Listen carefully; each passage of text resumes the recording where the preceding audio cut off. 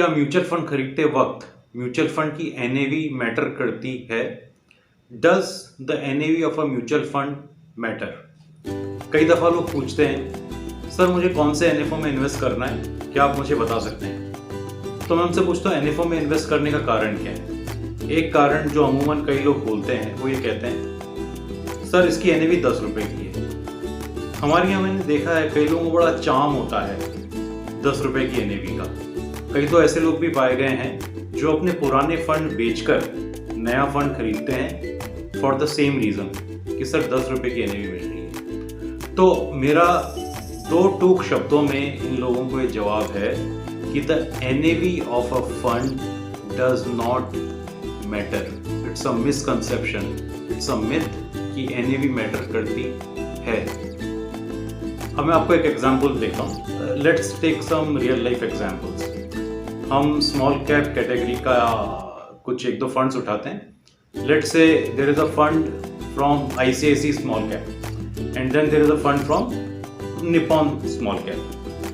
ये दोनों कंपनीज पुरानी जानी मानी कंपनीज हैं। दोनों के फंड्स को चलते हुए भी कई साल हो चुके हैं। अगर आप देखेंगे तो पिछले एक साल में आईसीआईसी का स्मॉल कैप फंड और निप्पॉन का स्मॉल कैप फंड दोनों ने तकरीबन सेम रिटर्न दिया है।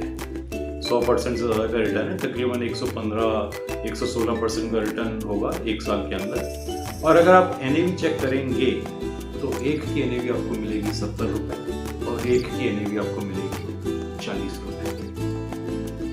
डिफरेंस देखा दोनों में? दोनों की एनएवी में डिफरेंस काफ़ी है। Still both have given you same returns. तो जो इंसान आपसे कहता है कि सर ये एनएवी 10 रुपये की है, आप ये एनएफओ खरीद लीजिए, ये सस्ता है, या तो वो बेवकूफ़ है या वो आपको बेवकूफ़ समझता है। सो प्लीज़ ये बात अपने दिमाग में बिठा लीजिए, एनएवी इज़ इर्रेलीवेंट। मैं आपको एक एग्जांपल और देता हूँ। एक फंड है यूटीआई मास्टर शेयर। बाबा आदम के ज़माने का फंड है। आज से तकरीबन 30-35 साल पुराना फंड है। और वहीं एक नया फंड उठाते हैं हम लोग।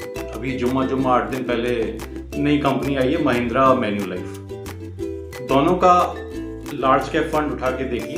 UTI master share is a large cap fund और महिंद्रा का लार्ज कैप फंड। पिछले एक साल में दोनों का रिटर्न लगभग 55% के आसपास बैठा है, जबकि दोनों की एनएवी में जमीन आसमान का अंतर है। जो मैन्युलाइफ जो नई कंपनी है उसका एनएवी लगभग 14-15 रुपये है और वहीं UTI master share which is almost 30-35 years old fund, उसका एनएवी लगभग 170-75 या 180 रुपए के आसपास आपको मिलेगा। अब चाहें तो एक तीसरा फंड और ले लीजिए इसी कैटेगरी का। इस लार्ज कैप कैटेगरी का एक फंड लेते हैं हम लोग। एसबीआई का लार्ज कैप फंड है जो दोनों के बीच का फंड है, जिसे मार्केट में आए हुए तकरीबन 15-16 साल हो चुके हैं। उसका भी रिटर्न सेम है। सो 3 फंड्स हैं।